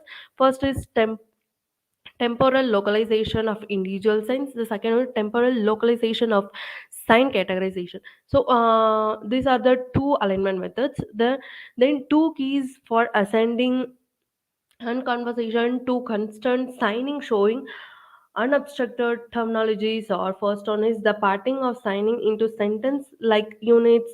The suitability, second one is suitability for large scale sign language as training data. We'll move on to next one. And sign language can involve a concurrently examining shapes of hand movement and direction of hands, facial expression, and arms. Developing a project requires the use of NLTK, OpenCV, Spill Library. These are the tools to implement the sign language translators. So this project was implemented in a Python language in image processing algorithms and speech recognition algorithms for creating a different segments of the program. So there are two stages. First one is speech text to sign language, second one is sign language to text speech. For speech text to sign language, existing speech engines, for with the use of this speech engine we have typical the sentence of the user who is speaking, and they used a very word of the sentence to make them with the images allied with them. For the second one is the basis of separation all the fingers on the hand image or an act and standard used to complete the hand signal. So next part, speech is the ISL. Translator is all about a sign language that includes a sign made with the hands and other activities like facial expression, handshaking, and position of the body. There are many sign languages used in a many dissimilar societies like ASL, BSL, ISL. That means American Sign Language, British Sign Language, in Indian Sign Language like that. There are two main clauses in the ISL. First one is manual sign, the second one is non-manual sign. For that, static and segments are known as a signal. So tools used in appraisal signal appreciations are HMMS and FSM. So next part, sign language exposure is a definite and as a binary classification task for any given frame of video if person is using a sign language or not. So this paper task to identify which language they are using. This validates a tactic on the DGS corpus sign language. So using a full body position approximation composed through the open pose. So in that they are using detection that random forest classification can distinguish between British sign language and geek sign language with a 95% F1 score. The distinguishing of their achievements mainly there are different finger spelling systems, which is two-handed in the case of BSL and one-handed is the case of ASL and LSP. So next one, camera-based image or video catching signs of only one hand, both hands, and standing or energetic images. Using NIT is another technique that had ongoing getting appreciation from the Explore community. NIT is used to capture image in real time.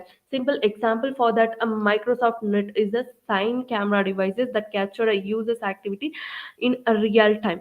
So NIC has been can also detection complexity information such as color, depth, and etc. So greatest advantage of this EMG method assures over the camera and net based methods a zero dependencies on the light. So these are the tools used in sign language translator. Under the Python, Tinta, Video, so Blender, Skintlearn, TensorFlow, PyTorch. These are the packages and libraries using in the sign language translator coming under the Python language. So OpenCV, JavaScript Web Speech API, Google Cloud Speech to Text API, SQL, NLP. These are the tools.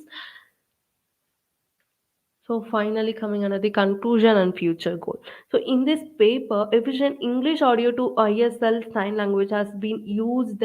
Sign language like BSL, ASL have a got a particular grammar that makes it feasible for a rule-based system, and a syntax and semantic analysis can be performed to get the appropriate translation. So in contrast of Indian sign language, there is a particular grammatical rule which makes it difficult for the syntax and semantic analysis. Is there are no rules, no compare in the English text with in different sign language. They are using a different grammatical part. In American sign language, they are using different grammar part. It's so hard to learn. But in Indian sign language, not like that. It's easy to understand and easy to communicate with different people. In ISL, facial expression denotes negative and interrogative sentences, while ISL animation for the verbs classes is played and expression changed to denote the negative and interrogative in the sentence. So this a feature has not been yet accomplished by the system. So the directionality and the discourse of the handle minimally. So next we'll see a future goal for that. In future, ISL for a paras has not been included. So in the next stage of our work, we would like to handle non-manual components for a sentence as a whole. ISL for a parasis will be included in the dictionary. Also, directionality and discourse will be implemented, since a mobile-based version of the application will increase the reach to more people. So in the next page we shall be introducing an Android based application for the same. Further, the system can be interrogated with a hand gesture recognizer system using a computer vision, establishing like a two-way communication system. So these are the reference what I referred for my paper. Yeah, thank you for giving this opportunity, ma'am. Thank you, Ms. Aguila. It was really an impressive presentation on sign language. So now going back to Ms. Bhavani Tejpal, presenting on the status of women entrepreneurship in Haryana in comparison to India. Ma'am, you're on mute. Um, Yes. am I audible now, ma'am? Yes, ma'am. Very clear. Okay. Right. The topic for my presentation is status of women entrepreneurship in Haryana in comparison to India. I'm Bhavini Tejpal, research scholar from CT University, Ludhiana, Punjab. First, the introduction. Now, what is the meaning of women entrepreneurship? Basically, a women entrepreneur is defined as a female who starts a business with at least 50% holdings in the company and is managing and operating the affairs of the business since 1 year at least. Now, moving on to importance of women entrepreneurship. First is better utilization of human resource. Well, women contributes towards a sizable number in India's total population. And if women are ignored, the human resource will remain untapped. Gender ratio in Haryana is 922 over 1000 male. And if we see India's gender ratio, it is 100 over 108.18 male. As per these data is as per sixth economic census. Second is poverty elimination, since it would be creating direct and indirect jobs in the market. Better utilization of human and physical capital is must. Then it improves standards of living, since female workforce in the house would start earning and hence overall income of the family would increase. It is a source of self employment. Entrepreneurs are leaders in themselves. In a country like India, where unemployment is constantly raising its ugly head, self employment is the only solution. Then is its employment generation. Not only it creates self-employment, but it creates direct and indirect jobs in the market. It directly employs people in the ventures at managerial and non-managerial levels, at grassroots levels also. Besides this, it supports various auxiliary units such as raw material suppliers, transportation, communication, wholesalers, retailers, etc. It is a source of indirect employment. Then next is sustainable economic development, as it promotes investment into productive activities that increases overall production. Along with it, it helps curb unemployment situations and also improve standard of living of people. Capital formation increases and hence economy starts developing. Then it's about social progress also. It is aggregate improvement in quality of life for the population as a whole.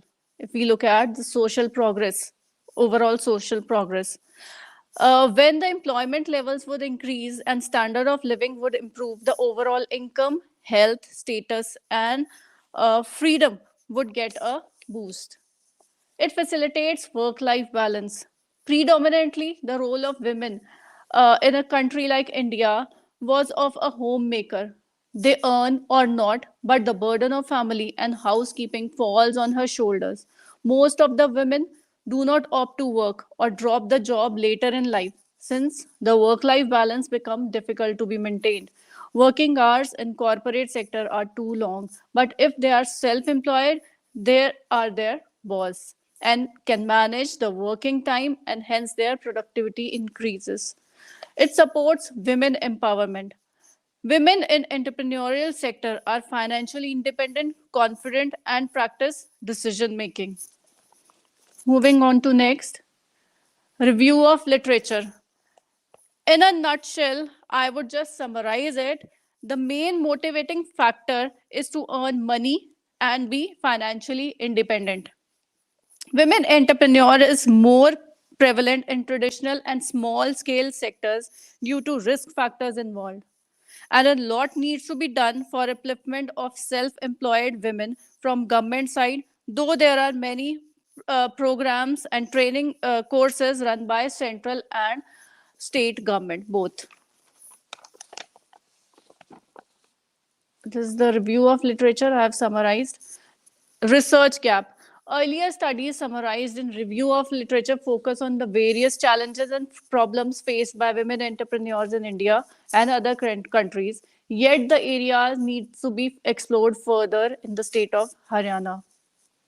Objectives of the study: to examine the trends in women entrepreneurship in Haryana, to study the level of awareness among women with respect to various promotional supportive training programs run by central, state, and government and agencies for women entrepreneurs in Haryana, to identify the various factors contributing to towards the success of business women, and to study the problems and challenges faced by women entrepreneurs in Haryana.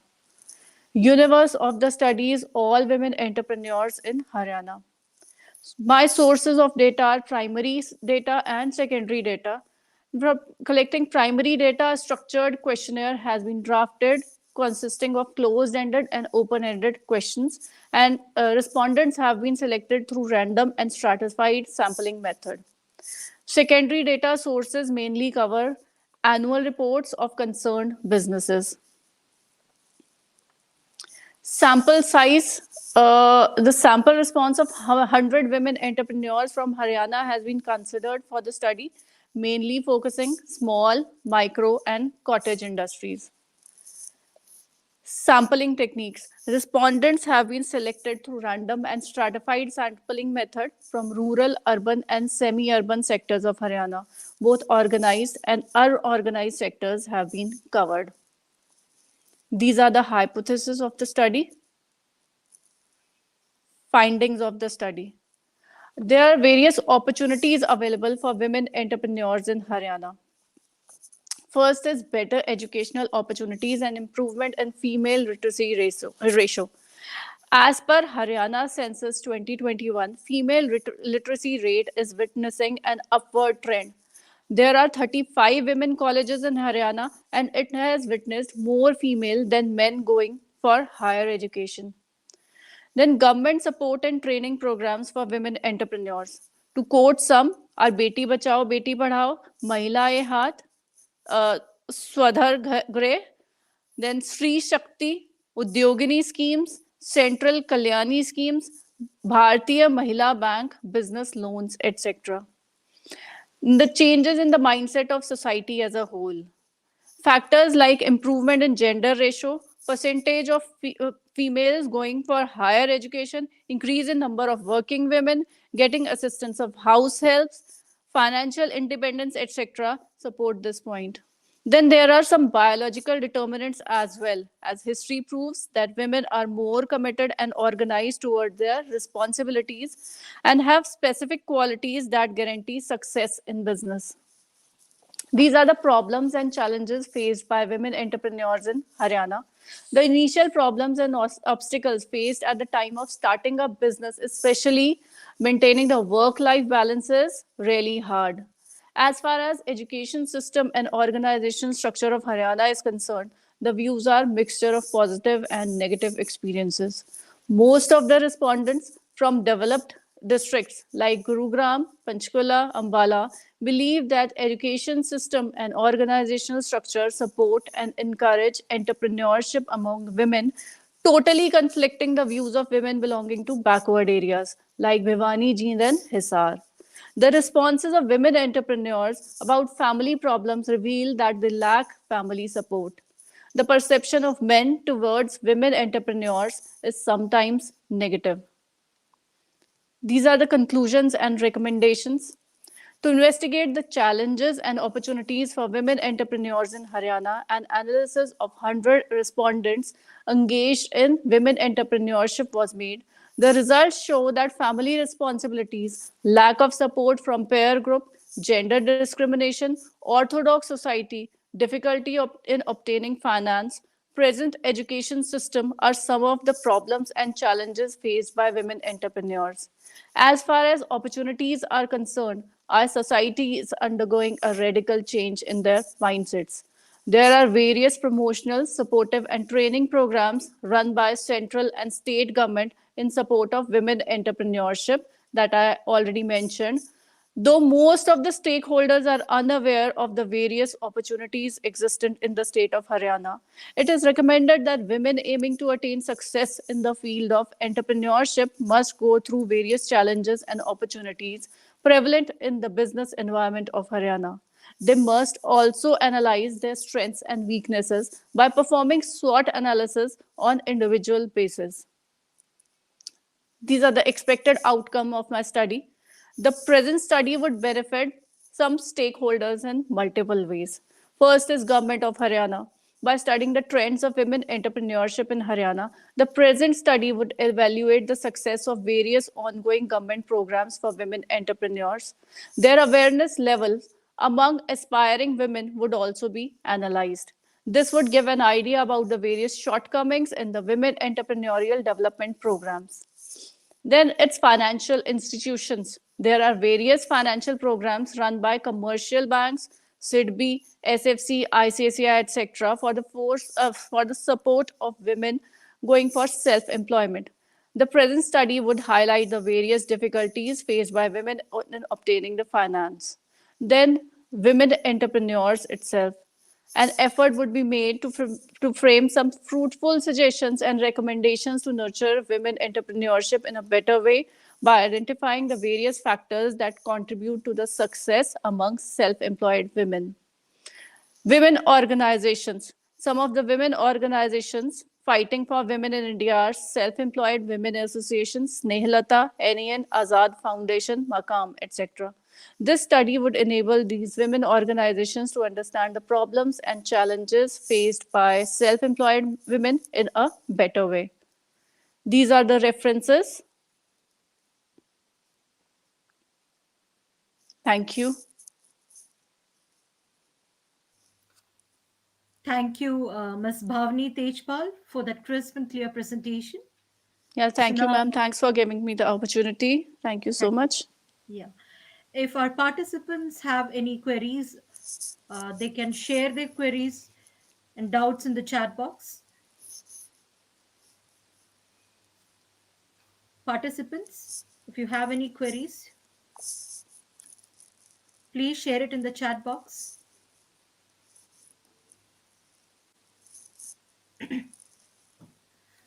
I think we can move on. So now moving on to the closure of session 1, we have Dr. Sandhya K, HOD, Department of Commerce, Dhanalakshmi Srinivasan Arts and Science College, ECR, Mamalapuram, Chennai, with us. Ma'am has over 8 years experience in teaching and research. She has a vast subject expertise and has also taken up various responsible positions in her career. Dr. Sandhya has more than 14 publications and has also attended and presented papers in several national and international conferences. We are delighted to have you with us, ma'am. Now I request Dr. Sandhya to propose vote of thanks for this session. Thank you, Dr. Sabana, for the nice introductory words. I really feel honored and proud to have an opportunity to present a vote of thanks on this special day of Second International Conference on Research Outlook, Innovation and Research Trend. First, I would take the opportunity to thank on behalf of the organizers, the chairperson of this session 3, Dr. Kalpana Gopalan, IAS, Additional Chief Secretary to the Government of Karnataka, India. Ma'am, actually the talks on a real life experience towards research. Your speech are quite impressive since you have correlated your personal insights how you have handled during the tenure of research. Really, your speech will be a motivating for all the upcoming researchers. Thank you, ma'am. Next, I would take this opportunity to thank our chief guest, Dr. Taufik, Professor of Management, Southeastern University, Sri Lanka. Sir's speech was highly motivating. He was emphasizing on practical difficulty, what we are facing in this pandemic era, and how far technology plays a role in exchange of knowledge through virtual platform. He was enlightening about the inevitability of the technological innovation introduced in all the concerns and the organization, quoting with an insight for the adaptation of innovation in business process, for the sustainability of an industry for the longer run. And he stressed on the need of continuous research, which plays a vital role in innovation, bringing up with a societal contribution. Next, I would thank Dr. Razana, Department of Professional Accounting Studies, University Technology, Mara, Malaysia, was giving up an elaborate insight on the topic, enhancing innovative research output with societal impact.